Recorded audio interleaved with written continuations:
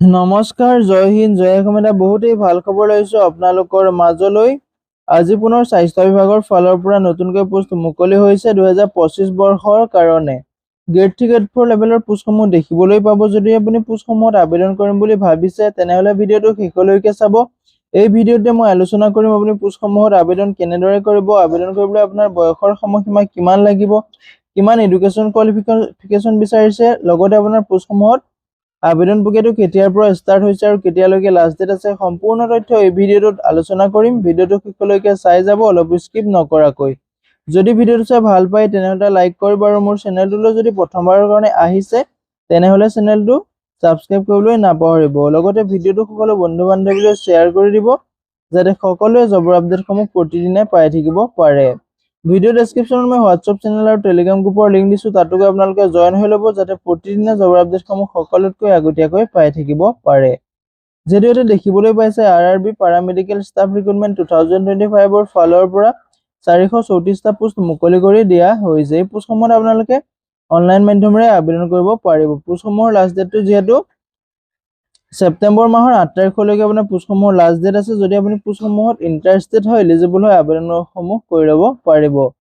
ইয়াতে category of post হৈছে paramedical category হয়। ইয়াতে নেম অফ পোষ্টটোৰ নাম হৈছে আপোনাৰ ভেকেন্সিসমূহ আছে, যিটো নাৰ্ছিং সুপাৰিনটেণ্ডেণ্ট আছে, তাত আপোনাৰ 272টা পোষ্ট আছে।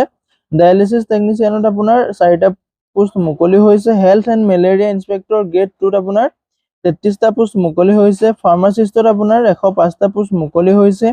ৰেডিঅ'গ্ৰাফাৰ এক্স-ৰে টেকনিচিয়ানত আপোনাৰ 4টা পোষ্ট মুকলি হৈছে। ইচিজি টেকনিচিয়ানত আপোনাৰ 4টা পোষ্ট মুকলি হৈছে। লেবৰেটৰী এছিষ্টেণ্ট গ্ৰেড 2ত আপোনাৰ 12টা পোষ্ট মুকলি হৈছে। টোটেল পোষ্ট যেহেতু 434টা পোষ্ট দেখিবলৈ পাব, যিটো আপোনাৰ আৰআৰবি গুৱাহাটী আছে, তাতো আপোনাৰ 12টা পোষ্ট দিয়া আছে। এই পোষ্টসমূহৰ দৰমহাসমূহ লেভেল 3 to 7 চিপিচিৰ মতে আপোনাৰ দৰমহাসমূহ দিব। যদি আপুনি পোষ্টসমূহত ইন্টাৰেষ্টেড হয়, এলিজিবল হয়, আবেদনসমূহ কৰি ল'ব পাৰিব। যিহেতু এটা বহুতেই ভাল সুবিধা আহিছে, সুযোগ আহিছে আৰআৰবিৰ ফালৰ পৰা, যিহেতু স্বাস্থ্য বিভাগৰ পোষ্টসমূহ মুকলি কৰি দিছে। যদি আপুনি এই পোষ্টসমূহত ইন্টাৰেষ্টেড হয়, এলিজিবল হয়, আবেদনসমূহ কৰি ল'ব পাৰিব। ইয়াতে বয়সৰ সময়সীমা দিয়া আছে। আপোনাৰ যিটো প্ৰথম পোষ্ট আছে নাৰ্ছিং সুপাৰিনটেণ্ডেণ্ট, আপোনাৰ 20 বছৰৰ পৰা 40 বছৰ বয়সলৈকে আবেদন কৰিব পাৰিব। যিটো আপোনাৰ ডায়ালিসিস টেকনিচিয়ান আছে, তাতো আপোনাৰ 20 বছৰৰ পৰা 33 বছৰ বয়সলৈকে আবেদন কৰিব পাৰিব। Health and malaria inspector grade 2ত আপোনাৰ 18 বছৰৰ পৰা 33 বছৰ বয়সলৈকে আবেদন কৰিব পাৰিব। ফাৰ্মাচিষ্টত আপোনাৰ 20 বছৰৰ পৰা 35 বছৰ বয়সলৈকে আবেদন কৰিব পাৰিব। যিটো ৰেডিঅ'গ্ৰাফাৰ এক্স-ৰে টেকনিচিয়ান আছে, তাত আপোনাৰ 19 বছৰৰ পৰা 33 বছৰ বয়সলৈকে আবেদন কৰিব পাৰিব। যিটো আপোনাৰ ইচিজি টেকনিচিয়ান আছে, তাত 18 বছৰৰ পৰা 33 বছৰ বয়সলৈকে আবেদন কৰিব পাৰিব। যিটো লেবৰেটৰী এছিষ্টেণ্ট গ্ৰেড 2 আছে, তাত আপোনাৰ 18 বছৰৰ পৰা 33 ইয়াৰ্ছলৈকে আপুনি আবেদনসমূহ কৰিব পাৰিব। ইয়াতে আপোনাৰ এজ ৰিলেকশ্যনসমূহো দিয়া আছে, কেটেগৰী আছে, এজ ৰিলেকশ্যনসমূহ দিয়া আছে। যদি আপুনি OBC NCLৰ হয় তেনেহলে আপুনি 3 বছৰকৈ এজ ৰিলেকশ্যন ল'ব পাৰিব। SC STৰ কেণ্ডিডেট হলে আপুনি 5 বছৰকৈ এজ ৰিলেকশ্যন ল'ব পাৰিব। PWBD UR আৰু EWS হলে আপুনি 10 বছৰকৈ এজ ৰিলেকশ্যন ল'ব পাৰিব। PWBD যদি OBC NCL হয় তেনেহলে আপুনি 13 বছৰকৈ এজ ৰিলেকশ্যন ল'ব পাৰিব। যদি আপুনি PWBDৰ SCৰ কেণ্ডিডেট হয় তেনেহলে আপুনি 15 বছৰকৈ এজ ৰিলেকশ্যন ল'ব পাৰিব। এডুকেশ্যন কোৱালিফিকেশ্যনৰ ক্ষেত্ৰত ক'বলৈ গ'লে যিটো আপোনাৰ ফাৰ্ষ্ট পোষ্ট আছে নাৰ্ছিং সুপাৰিনটেণ্ডেণ্ট, তাত আপোনাৰ যিটো চাৰ্টিফিকেট এজ ৰেজিষ্টাৰ্ড নাৰ্ছ, আপোনাৰ নাৰ্ছৰ ফালৰ পৰা চাৰ্টিফিকেট থাকিব লাগিব। যিটো আপোনাৰ মেডৱেফ বুলি আছে, ANM থাকিব লাগিব, তেতিয়া আপুনি পোষ্টটোত আবেদন কৰিবলৈ এলিজিবল হ'ব। BSc নাৰ্ছিং আৰু ANM থাকিলে আপুনি এই পোষ্টটোত আবেদন কৰিব পাৰিব। লগতে আপোনাৰ ডিগ্ৰীটো কমপ্লিট থাকিব লাগিব। ইয়াতে আপোনাৰ যিটো ডায়ালিসিস টেকনিচিয়ান আছে, তাতো আপোনাৰ BSc পাছ কৰিব লাগিব। ডিপ্লোমা ডিগ্ৰী থাকিলে পোষ্টসমূহত আবেদন কৰিব পাৰিব। যিটো আপোনাৰ হেল্থ এণ্ড মেলেৰিয়া ইনস্পেক্টৰ আছে, তাতো আপোনাৰ BSc পাছ কৰিব লাগিব। যিটো আপোনাৰ বিভাগৰ আপোনাৰ বিচাৰে সেইমতে আপোনাৰ কেমিষ্ট্ৰি, ফিজিক্স তেনেকুৱা সাবজেক্টত আপুনি BSc পাছ কৰিব লাগিব। যদি আপুনি ইন্টাৰেষ্টেড হয়, এলিজিবল হয়, পোষ্টসমূহত আবেদন কৰিব পাৰিব। যিটো ফাৰ্মাচিষ্ট আছে, আপোনাৰ সেই পোষ্টটোত আপোনাৰ এপ্লাই কৰিবলৈ 12 পাছ কৰিলে আপুনি পোষ্টটোত আবেদন কৰিব পাৰিব। সায়েন্সৰ বিভাগৰ ফালৰ পৰা আপুনি 12 পাছ কৰিব লাগিব, তেতিয়া পোষ্টটোত আবেদন কৰিব পাৰিব।